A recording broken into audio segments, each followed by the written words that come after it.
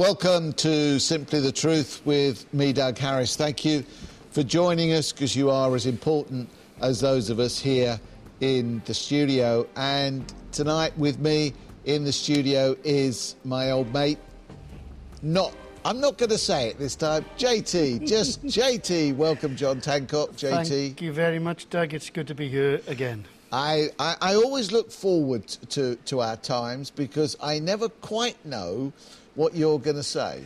It also helps you appreciate what normal people are like after you finish talking to me. I think that probably sounds about right. And I guess the subject that we are looking at tonight is very, very interesting.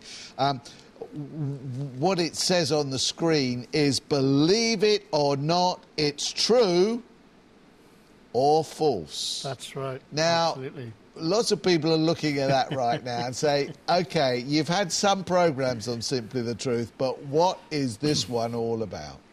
Well, this could be the programme that we could call Simply Not the Truth. We're going to be looking at different proofs that people use to show that the Bible is true or Christianity is true, but they're not true. Yeah, it's...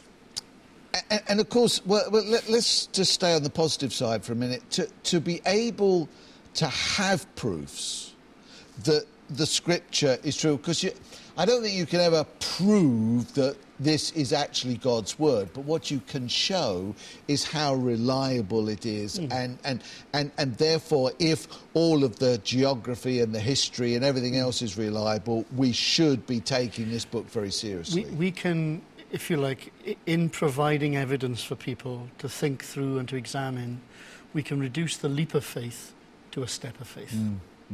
And that's what it is, because there still will be faith needed at the end of the day. Yes. But what we're trying to do this evening, particularly, is to push aside some of those wrong ideas that sometimes people get, all very well-meaning, but they're just wrong. Because, I mean, when you think about it, it really is a problem, isn't it? Because if you are using an illustration, a, quote, proof, to show that the Bible's true, and the people that you're talking to should really look at Christianity and really be serious about Jesus, and then they go back and find that the very proof you use is a myth. I mean, immediately, even though you did it genuinely, that they are going to consider, well, Christianity must be built on a myth as well. Yes, that's right. Well, I remember using one of the ones that we're going to look at a bit later on myself, and it was about 12 years ago, so it's not that long ago. And I wish I could locate the person that I used it with to say, look, I made a mistake, OK? Right. But we'll find out about that later on. So we are going to use some very specific things tonight, but I guess what we've got to say to our viewers, first of all, is, yes, we are aware that probably some of you have used this genuinely before. We're not saying, you know, how terrible person you are because you've used it. What we're saying is, please check it out and have a look. So we don't want people to get really condemned over what we're going to say tonight. No, indeed. And, you know, we all grow in understanding and knowledge and experience, or we should do anyway. And the sort of things I would say when I was 12 or 13 years old as a new Christian aren't the sort of things I would say now. And I've been very aware myself of a development over the years. One thing we've mentioned before in the programme is that much of my focus used to be on proving, you know, the dinosaurs went on the ark or something like that, or proving some obscure part of the Scriptures is right. Whereas what has happened to me now is that I've almost felt a desire to narrow it down to what is really important. And I remember joking before that the dinosaurs can look after themselves. They're big enough to look after themselves. For us, our faith hinges on the person of Jesus, and particularly his resurrection. Absolutely. And this is a theme of mine, as you know. Yeah. But it's true. And an important theme. Let's say it's not just a theme which you have picked up and they could say, oh, there's JT again. It actually is vitally important, isn't it, to our faith? Well, I remember I used to read books by David Watson and Michael Green, who were two of my heroes when I was a teenager. Michael Green particularly, because he was apologetic. He used to engage with wrong ideas and things. And I used to get really annoyed because that's all they used to do was go on about the resurrection all the time. I said, well, why didn't you go on about the Jews going back to the land? Or why didn't you go on about Noah's Ark? Well, I know why they didn't, because those things are much less important. And so I hope today we'll be able to debunk some wrong ideas, point people in the right direction, and we have a few little surprises at the end. On the way. And of course, I guess this sort of problem has become even more defined with the whole emails that go around. Yes. And, the number of emails that Christians send on to me, very well-meaning, if you were one of these, please do not feel guilty. Just check things out. They just don't check out these emails. They send them on. I remember a few years ago, slightly different, but how... And it actually resurrects itself about every 7 years, I found now. The whole thing of Procter Gamble... That's right. The Procter Gamble trademark, was satanic, and I think one of the directors or the owner of Procter Gamble had been on. It always was a different chat programme, but always was a chat programme, and said he was Satanist and this, but it was a load of absolute rubbish. Well, these are Christian urban myths. Yeah. And they go round and round, as you say, they disappear for a while.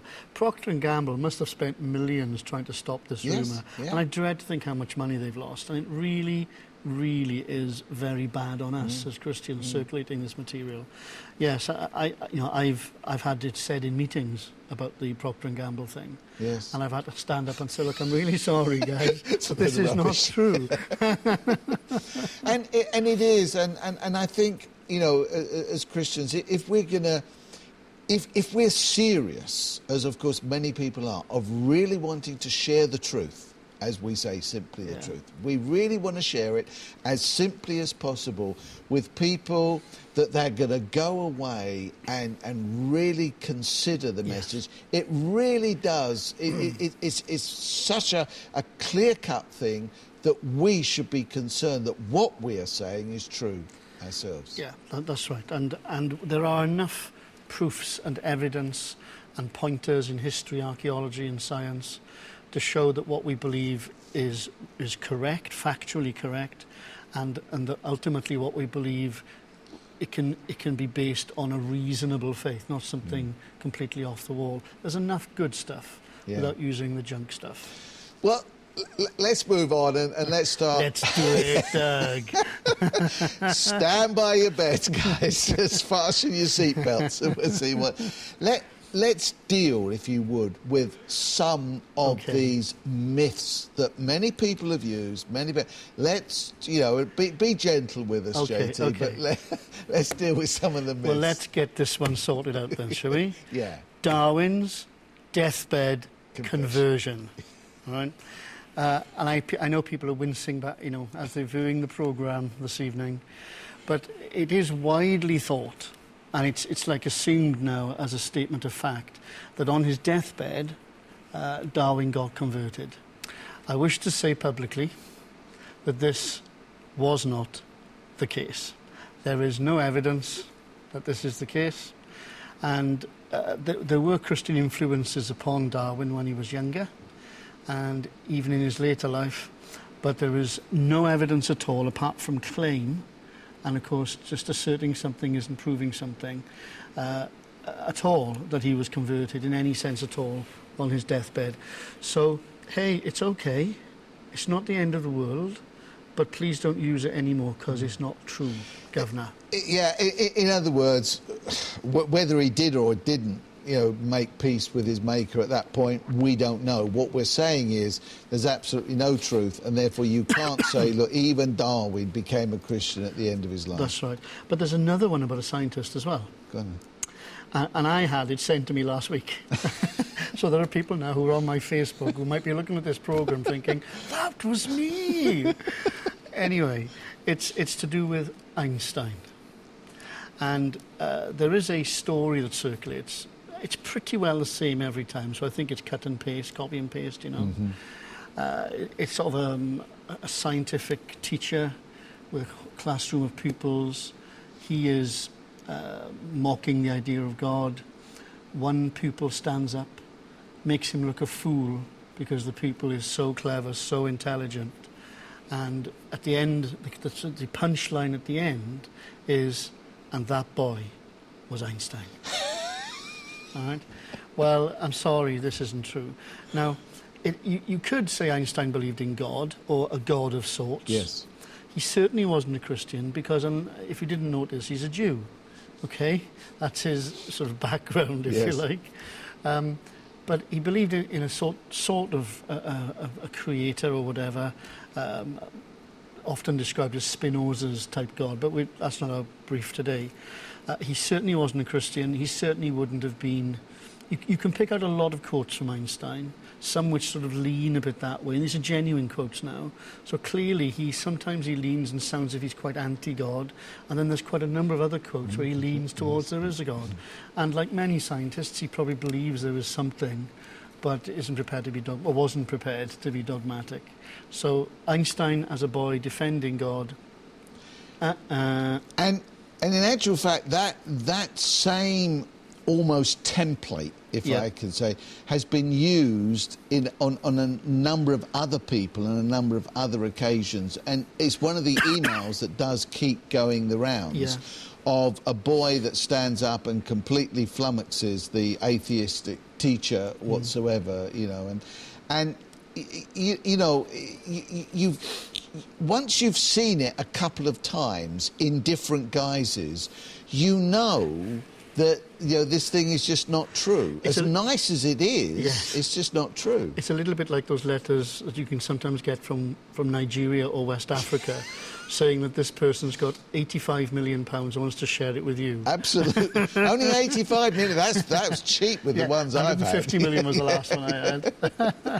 Yeah, it is. It's the same. It's the same template, and we do have to be careful. Can I say, anybody that wants to take up any of these issues that we're dealing with tonight, and our whole desire, as we've said already, is not to make people feel small, it's not to make people feel bad that they've used in the past. We want the truth to be shared, and anything you want to pass on to us, anything you want to question, make sure you do email us in at info@revelationtv.com. I will get hold of that email and I will make sure all of it is dealt with. So please don't sit there either wanting to throw something at the TV set because you don't agree with us, or feeling so bad because you've done it before. Email us in and we will gladly take those things up for you. info@revelationtv.com. I've got another scientific one, Doug. Another scientific one. And we've got a picture for it this time. Okay. And just for the technicians, the picture is Paluxy. Paluxy, so if they locate that picture on the ones I gave them. When I was younger, I was in school. I'd been a Christian just a few years, so I was in the fifth form, year 11 these days it's called. And we had some people from the university come down, and they showed us a picture of dinosaur footprints with human footprints either going alongside or crossing them, okay? And they were obviously defending a young Earth. It's up now on the screen That's the for one. folks, yes. If the viewers look on the screen, there it is. It shows the dinosaur footprints being crossed by what looks like human footprints. Now that's in the Paluxy riverbed in Glen Rose in California. So anyway, they provided this thing, and I used it quite a bit. And this is the one I used about 12, 14 years ago. So if the person who saw me use it 12, 14 years ago is still around listening to this programme, please contact me. And if you're a young earther, that's the sort of evidence that you want. Now, these days it doesn't matter to me because I'm not a young earth creationist. But it was in all the books. I've got a few books with that in. What has happened since then is that as it's been investigated further, it's fairly clear that they're not human footprints. They could well be dinosaur footprints from a smaller type of dinosaur, but no one now believes that they are actual, real human footprints. So, Paluxy Riverbed, footprints going across, dinosaur footprints, And what is interesting, of course, is when that first came out, because I can remember it a number of years ago, whether it was when it first came out, I certainly can remember it a number of years ago. The people that actually shared it really did believe it. And as you say, when they first saw it, that was it. And here's a case where it's not just, the man in the street, as it were, passing that on. That really we have to be careful with the professionals that they don't get it wrong at times. And I guess sometimes you can see what you want to see, can't you? Yes, you can. And I think we also have to remember that both secular science and science with a Christian twist or angle on it both develop. And science produces more accurate ways of measuring things, researching things, and proofs that we used before, and things that we believed before simply we can't believe anymore. I remember reading a book when I was a youngster, because my mum was quite old. She wasn't my natural mum, so she was quite old in relation to where I am. She died 2 years ago at 101. Well, anyway, she gave me this book called The Miracle of Life, and I used to read this book all through my childhood. And I remember looking up to her and saying once to her, "Mum, what's ether?" And of course, ether was what scientists believed, filled the universe. Right. And they now know that it doesn't exist. And there was also, I remember going back to when I first became a Christian, I used the same book. And I said, if we don't believe in evolution, what's Piltdown Man? And of course, the proof of Piltdown Man was in The Miracle of Life. Yes. The Piltdown Man was a fake. It was proved to be a fake later on. But when that book was printed, it was the proof.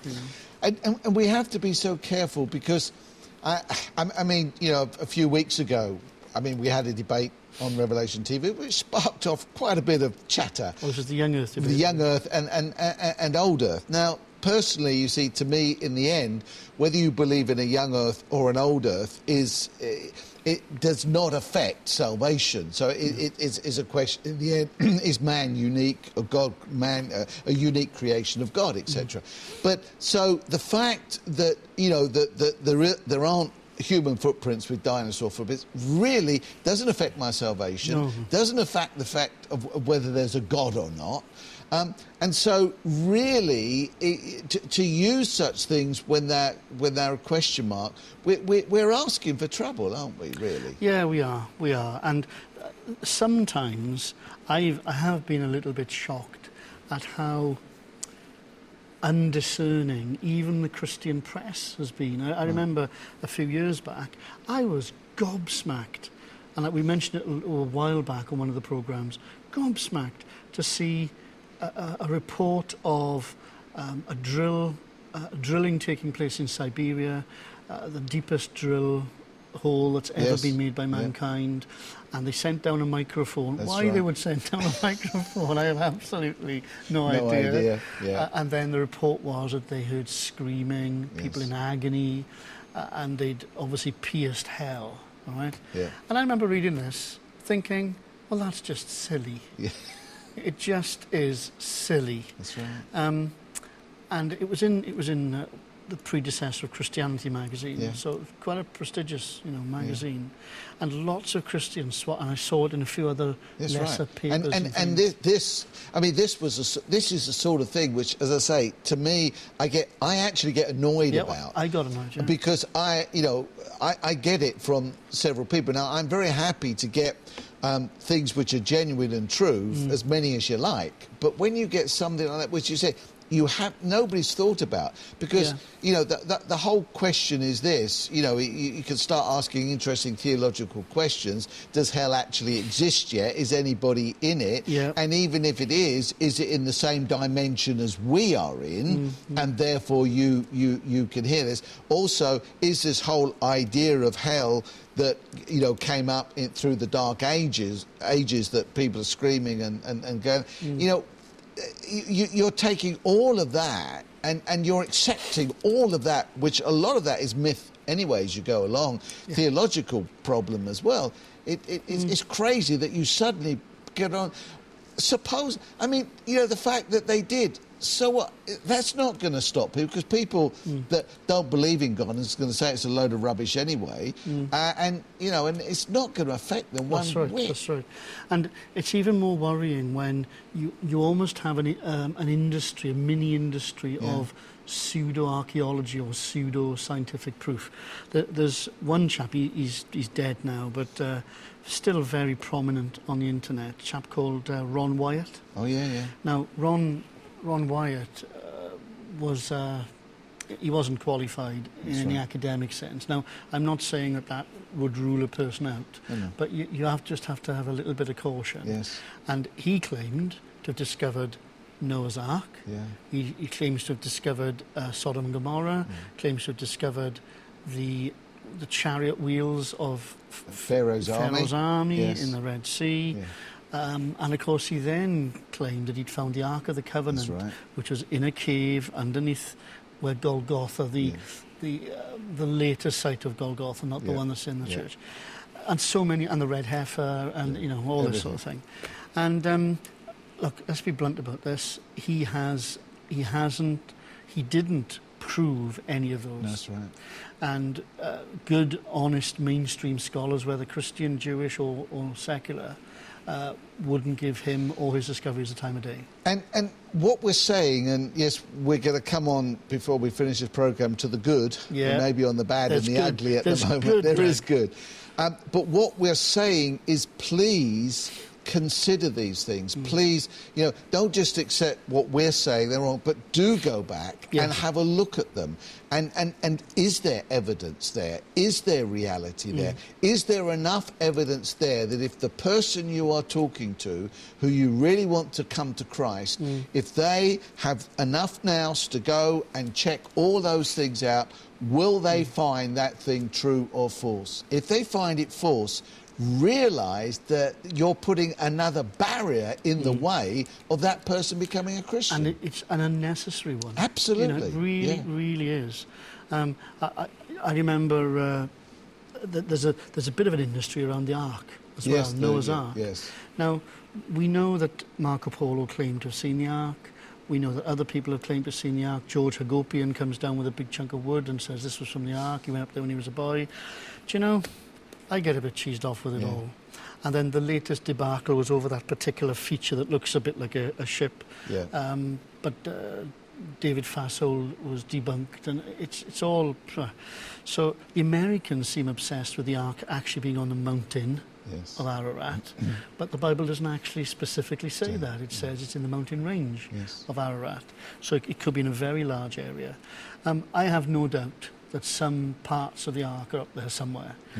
Let's just be very, very careful. There have been too many expeditions which have not come up with the goods. So let's just be careful. My proof of the flood, for instance, and its significance, is that I remember saying it a while ago that in both Hawaii and China, you've got these flood legends. You've got them all over the world, but these two particularly. And the hero is called Nu'a in one and Nu'u in the other, which I think is ooh. Yes. And then the Chinese word for boat or ship is the word for mouth and the word for eight. Yes. So, and there were 8 people in the ark. Yes. So things like that indicate that the story is based in history. We don't need to rely on pseudoscience. And it is, because just about every major area has its legend, which is very, very similar to Noah, to the actual recording that we have in Scripture. Anyway, let's move on to some more of these things that we shouldn't be saying. Yeah, well, there was I was in a meeting once, about 2,000 people there, internationally known Bible teacher who will remain nameless. Thank you. He came out. It was the days. How long ago it was? It was the days before you had a projector. Okay. All right. So he brought with him a big picture. All right. So 2,000 people, big picture, and he was, it was about that size. And it was a picture of some clouds. And he said, if you look very carefully, you'll see Jesus. And I was quite young at the time. I was in my 20s. I remember thinking, what in heaven's name is he doing? And it was at the level of, oh, look, you can see the face of Jesus in this piece of toast. It was a bit like that. Yes. And he was using this as a major evidence for, the reality of Jesus and all this sort of thing. We've got to stop this. We really have. You see, I've seen it in clouds, or I've seen it claimed in clouds, claimed in snow-covered mountains, Yeah. and do you know the question I always ask myself? What face of Jesus do I see? Do I see it the way that I expect to see him? Blue eyes, long blonde hair, and the rest of it. Which, of course, he wasn't. And 9 times out of 10, you see him as you see him in 10 Commandments and other films that portray him. That's right. And in the end, I think, well, this is rubbish, because that's the way that I see him. But if the viewers look very carefully at the squiggles on your waistcoat, they may see a vision. I tell you, the worst thing is if they look at the backdrop, they'll actually see my face. That's even worse. And that's not a proof that I exist, by the way. But no, I think it is. You've both got the fact that, quite honestly, you see things. I actually love, laying, on a sunny day when the clouds are coming over, actually looking at the clouds and see how many shapes that I can see. And it's amazing what you can imagine. There's that advert, isn't there, with the guy and his dog. I think it's for Admiral Insurance. Okay. And they see shapes in the clouds. It's amazing, and you can see them. There's one other one I want to mention, and it's one I mentioned a long time ago, but it is one that keeps coming back, because it was mentioned in a meeting a few weeks ago that I was in, and it's about Joshua's long day from Joshua chapter 10. Yes. Now, there was a little booklet that was printed by Moody Press, which circulated and said that NASA scientists have discovered the long day. Well, now, they were putting all the evidence in, weren't they, for the space race, and they found that it didn't all add up. Supposedly. Yeah, and so what they did... Allegedly. And when they went to the Bible and saw that the sun stood still, that's when they got it all right. That's where they got it wrong in the beginning, isn't it? Yeah. So anyway, but it just isn't true, right? It can't be done, in that sense. I have it on very good authority. Actually, I wrote to NASA just a few weeks ago, hoping I would get a reply back. I haven't had a reply back yet, but when I do, on a future programme, I'll mention it. But I do know, I have it on very good authority, because I've seen some emails from them, not to me, to other people, and they say, look, no, we've never done this. And there are many Christians who work in NASA, but they don't see any... There's no way that they could have proved it, and it's just not something that we should use. I know.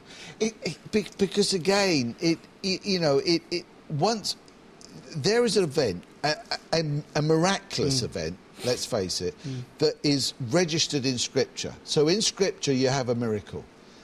You then say that it's been proven, okay? Now, when somebody goes and checks that evidence out and finds it hasn't been proven, what does it do? It reflects on the fact that that miracle in the Bible is not true. Absolutely. And it absolutely undermines Scripture. The very thing that you are seeking to do to establish Scripture is actually doing the opposite. And I just want to say to people as well that there is a bit of a thing going on. There's more evidence for Jesus than there is for Julius Caesar. Well, you have to be careful. There is more documentary evidence for Jesus. There are more manuscripts of the Jesus story in the Gospels than there are early manuscripts for Julius Caesar and the things that he wrote. But there isn't more evidence for Jesus than Julius Caesar, because Julius Caesar had statues. That's right. Jesus didn't have any statues. Yes. And places named after him very, very early on, etc. So we've got to be careful what we say in that as well. Yeah, it's careful what we say and how we say it. And even the evidence that is there, how we use that evidence in communicating with people. The good thing is, though, Doug, is that it works the other way too. Because you get people who are opposed to the Christian faith and they believe a lot of junk. And they use evidence which can sometimes wrong foot a Christian.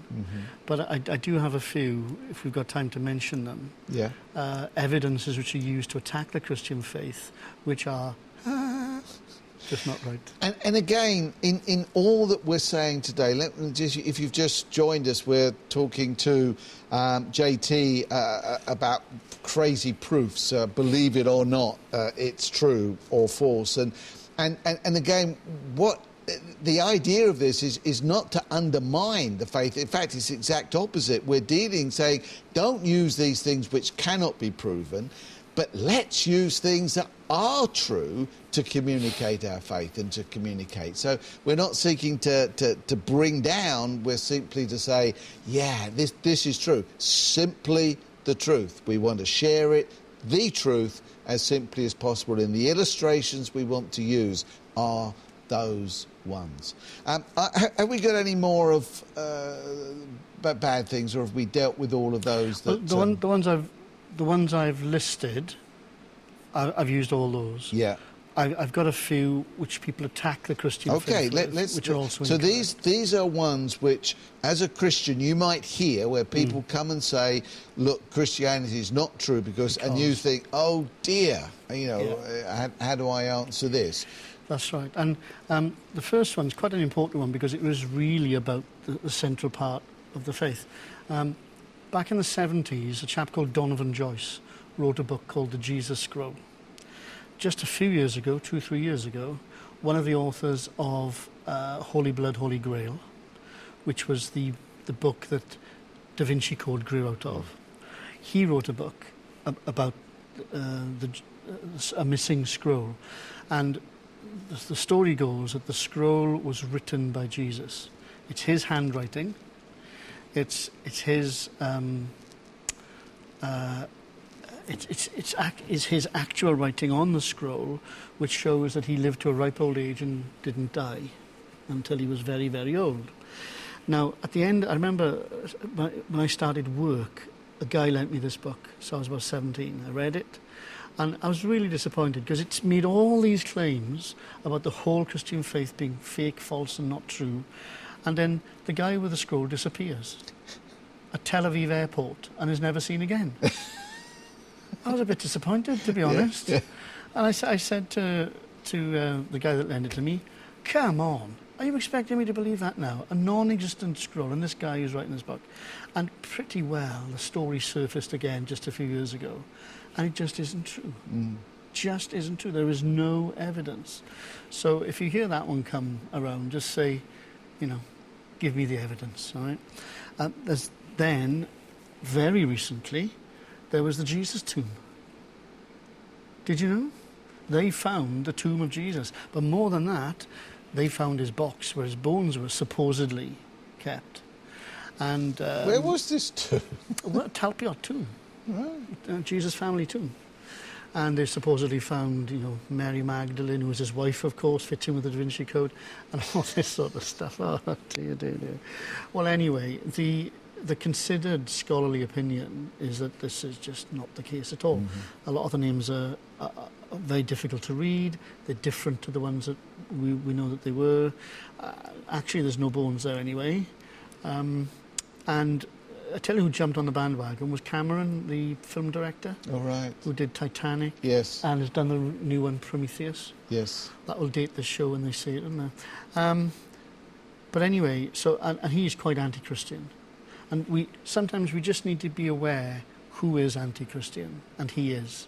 So stuff that he's likely to come out with will generally have an anti-Christian slant.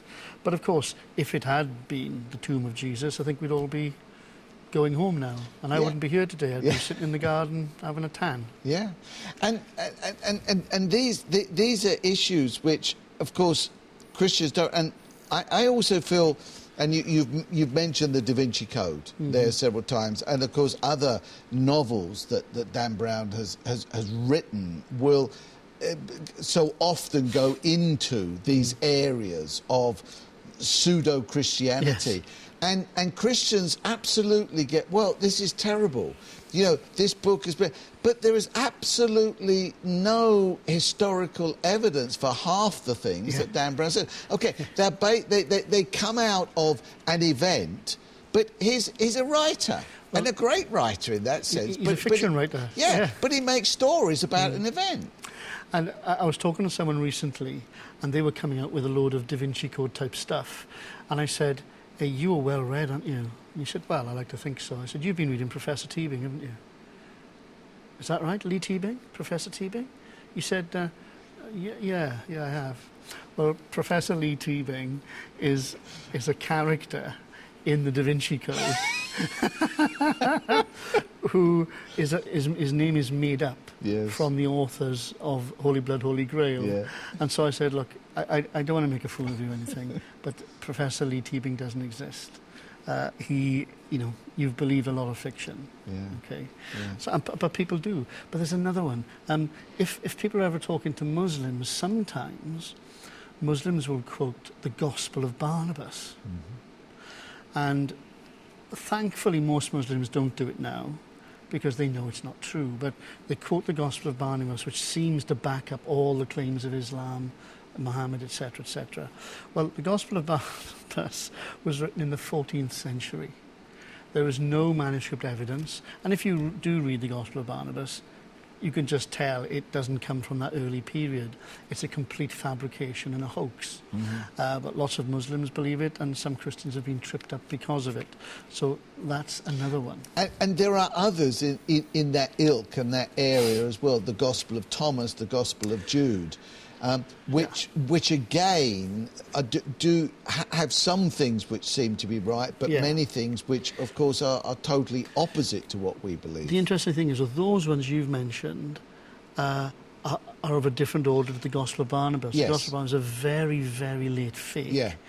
Whereas these ones are a bit closer to the date. But of course, they're nothing to do with Thomas. It's still the same essence from that point, That's right.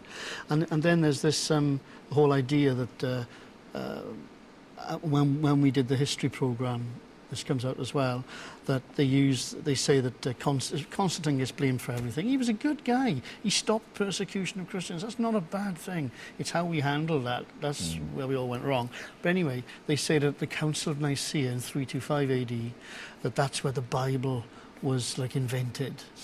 66 books of the Bible. Please read some history, I say to people.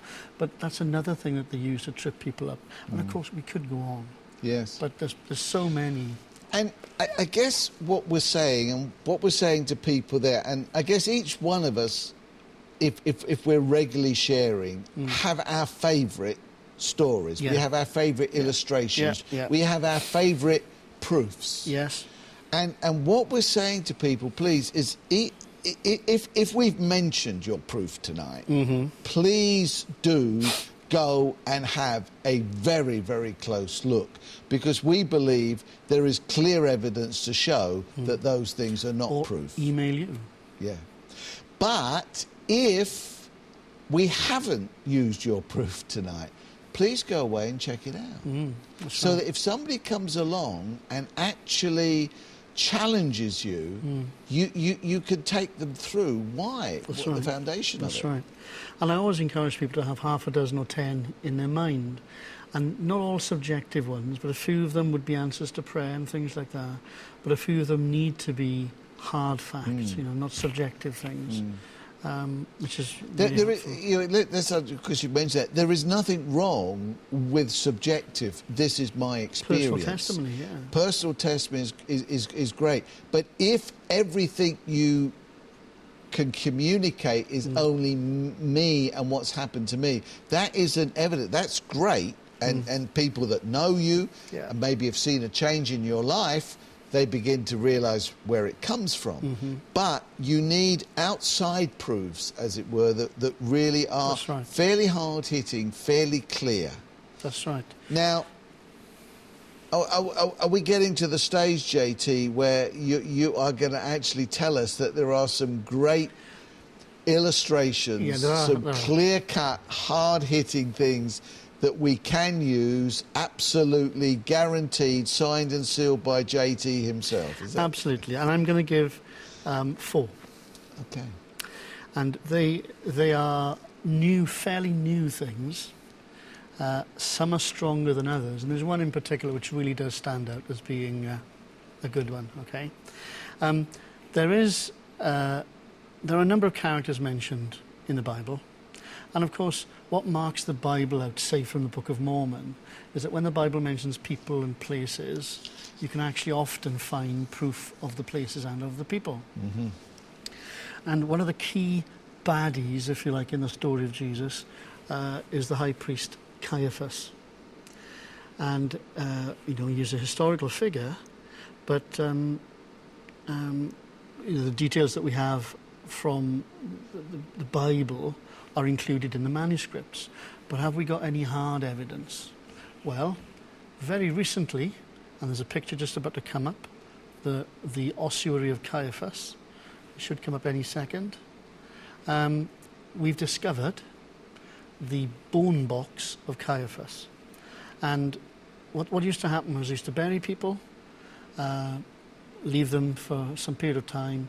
The relatives would come back, take the bones, put the bones into a box, and that's where they would be buried. And that box would be put in a cave or tomb or something like that. It will come, though the vision tarries, wait for it. Yeah, well, that's right. And very recently, just there we are. There it is. There it is. That is the bone box, the ossuary of Caiaphas. The inscriptions on the side, that is genuine first century. His bones would have been in that box, which is really quite a sensational discovery. There's also, when it comes to the Bible, that can I say, I mean, what that does, of course, is, okay, it doesn't prove, as we said at the beginning, the Bible is the Word of God, but what it does show quite clearly is that here we have some historical evidence that absolutely underlines the fact that the people in the Bible that actually interacted with Jesus or whoever in the various ones actually did exist historically. That's right, that the Bible is accurate in the details and the people and the places, etc. Now, the Bible itself rests, our knowledge of the reliability of the Bible rests on the manuscripts that we have. Now, compared to every other ancient document, the Bible is it's not just head and shoulders. The Bible is like a mountain, and the others are little piles of sand, because like we've mentioned Julius Caesar. Of his Gallic Wars, we've got 10 copies. Of the New Testament in Greek, we've got 5,000, and of other types, you've got 26,000, 27,000, something like that. Lots of manuscript evidence. And it's also some of the earliest evidence we've got. So one of the last books of the New Testament to be written, we have one of the earliest manuscripts, which is P45, which shows that, the ideas that it came about 200 AD are just not true. But we've discovered a few more. And one of these we've got a picture of, 7Q5. 7Q5. Now, just explain. That is the sort of what this manuscript is actually catalogued. That's right. It's the cave number, the manuscript number in Qumran. Q, Qumran. This is a Dead Sea Scrolls, yeah. And it should come up on the screen in just a moment. And it's only a tiny little bit, but there's two. There's this one and another one which I haven't got a picture of because it's not out yet. It's so new, it's not out, all right? There will be a picture later in the year. These two manuscripts are from Mark and from Matthew. They're not manuscripts, they're fragments, manuscript fragments. They're from Matthew and from Mark, and they take our manuscript evidence back to around about 50 AD. 50 AD.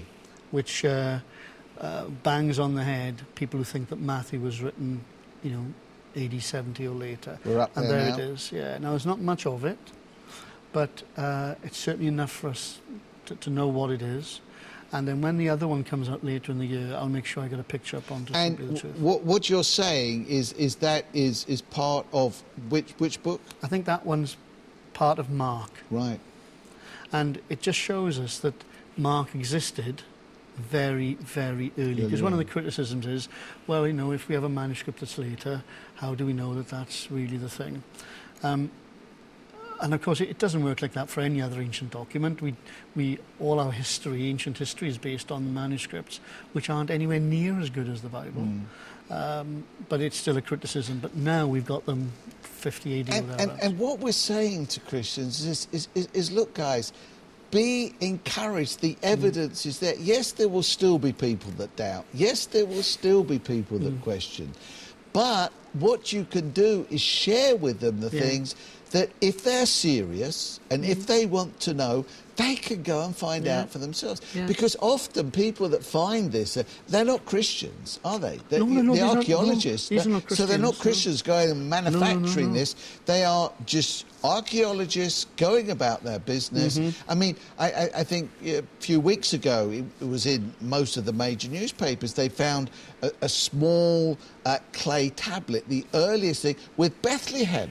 Actually on, and that hit all the newspapers. Again, not found by a Christian, but archaeologists that are going about their business, coming and saying, look, just as they would say this proves this or this proves that, they're saying, look, this is what's written in the Bible. This is it. That's right. And like the ones I've brought today, and there's one more to come, which I think is really good. The ones I've brought today, I think are generally accepted now as being, good evidence.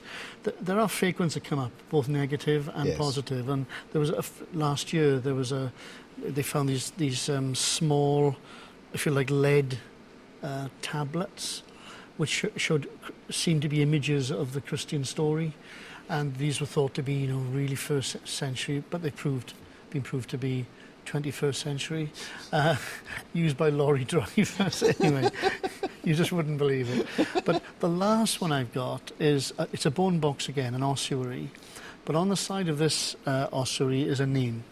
And one of the key characters in the New Testament, outside of Jesus, is his half-brother. His half-brother James. And on the side of this particular bone box, it says, James, the brother of Jesus.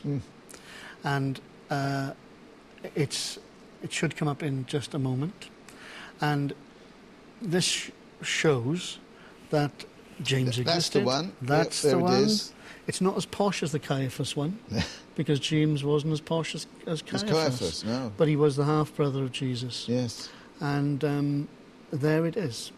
Now, the reason why I've held this off, I would have done it last year, is that there was a bit of a dispute, because there was like a patina, a coating on it, and they thought it might have been faked.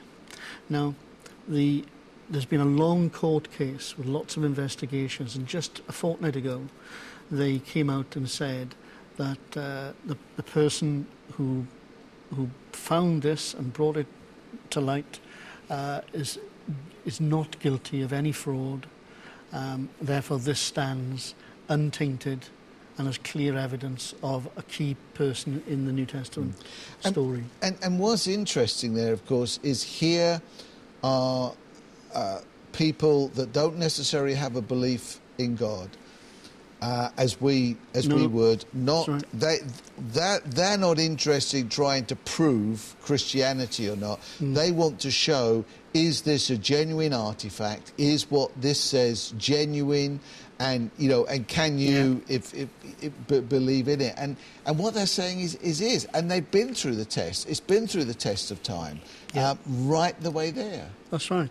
And this is the latest in a long series of discoveries which back up what the Bible says, what Christians believe, and we have no reason to be ashamed. We have no reason to be embarrassed.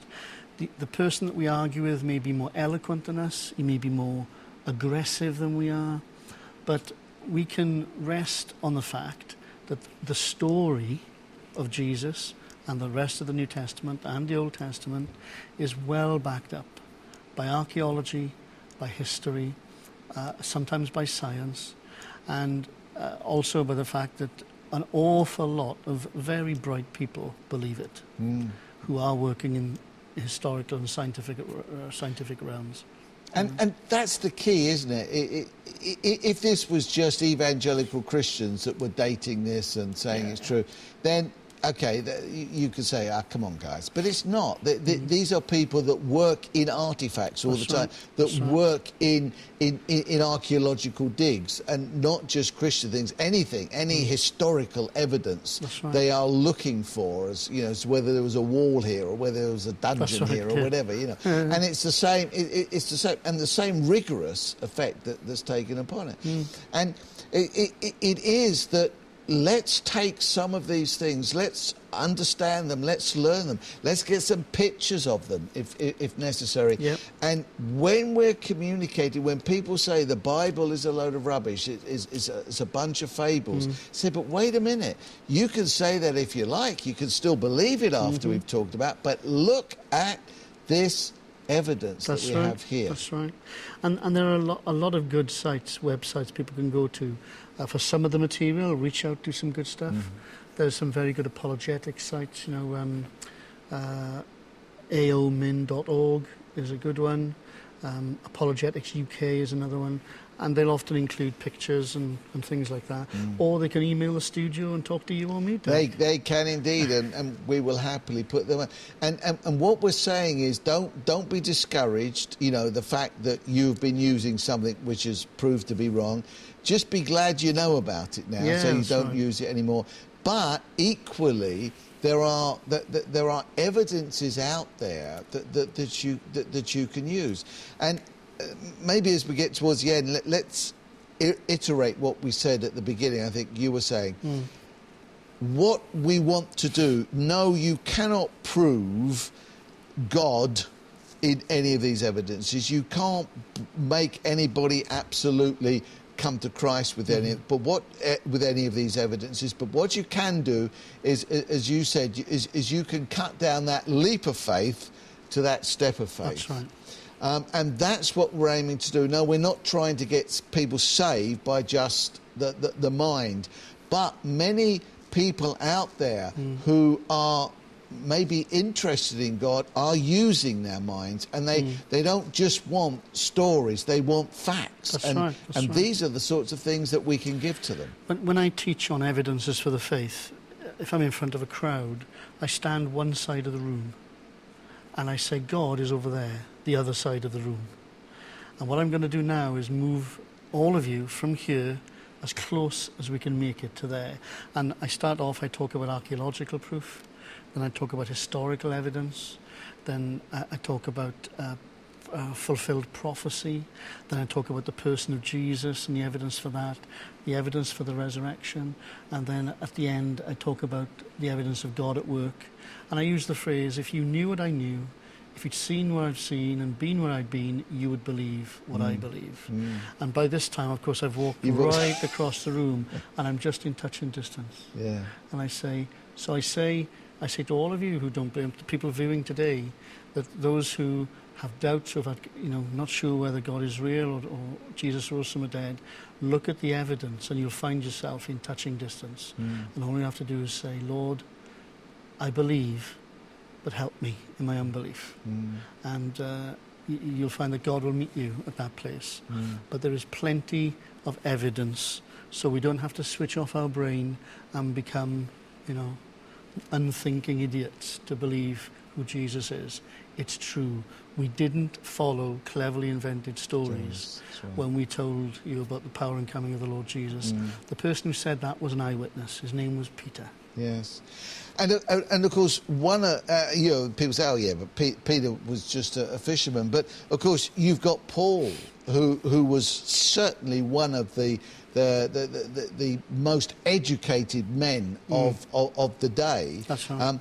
That yes, he is very interesting because he had this tremendous vision on the Damascus road of Jesus. But he actually goes and he says, when he's talking about the resurrection, he says, if you want proof, I'll tell you what to do. Go and talk to these guys that are still alive. That's right. And no, nobody is alive today that was there when Jesus was resurrected. But there are proofs that show that all the things that are mentioned round about that and over that, there is fact to it, and there is evidence to it. Let's communicate. And coming back to where you started from, yes, the fact some of these other things, whether the walls of Jericho fell down flat, can be very, very interesting. But in the end, the one thing that's going to change a person's life is when they see that Christ lived, died, was buried, and rose again. That's right, absolutely. And that becomes the evidence. And that, in the end, is why we don't want to use crazy proofs. We don't need to see Jesus in a piece of toast, Doug. We don't need to do it. Even if it's Marmite, eh, JT? That's right. I knew you'd mention it before the end of the programme. Bless you, JT. I trust you found this interesting today. Use what is right. Use what is good. Use those things to communicate clearly who the Lord is. Thank you for being with us. See you again soon. Bye for now. Bye.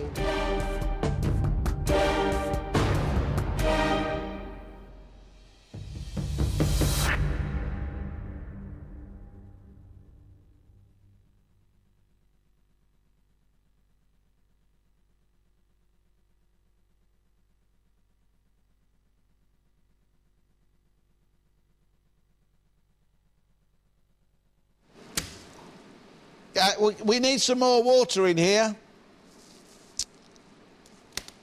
Doesn't it look good when there's an empty glass there? It doesn't look good, does it? Is that why they asked you to move it round?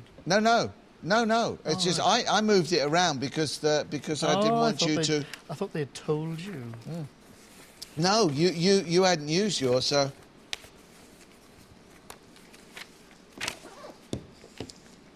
Doesn't matter, that's mine, but if you can tip it away and give us a new one. Yeah. Tip it away, tip it away. Oh! Tip it away. Just tip away. Away! And where's? Yeah. Give me a little more time. I'm listening. I know you were, it's all right. I don't mind doing it, as long as... I know, I can always tell when you're when you're with us. But it helps if I can have about 30 minutes so I know roughly where I am and where we're going. I've learnt over the years to roughly work out the hour. But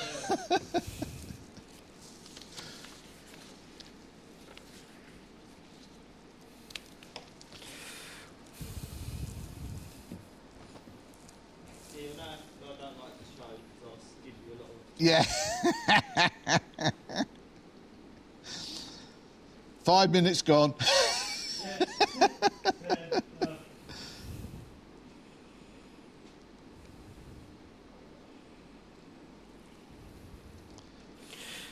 Something I might say in the next one.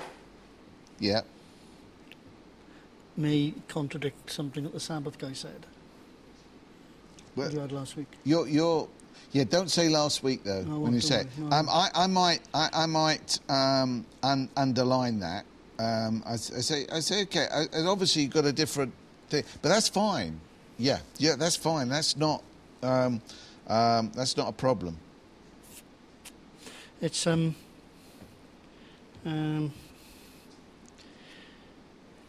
the love of history thing comes up, or when you say using church history boring, I'll talk a bit about how I was fascinated with what happened just after the Bible.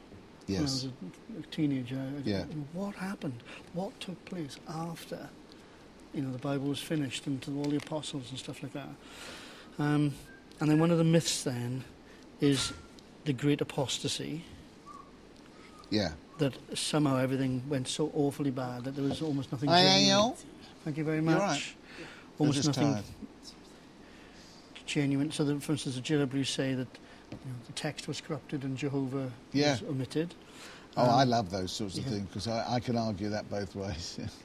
Yeah, and The SDA say that suddenly the Sabbath was rejected and Sunday was accepted. just when I think about SCAs, I'm on the verge of getting him to agree to some hard hitting, simply the truths of what do SDAs really believe. All right, okay. Anyway, just remind me when I'm at it. Yeah, I'll come on to you for some stuff. All right, okay.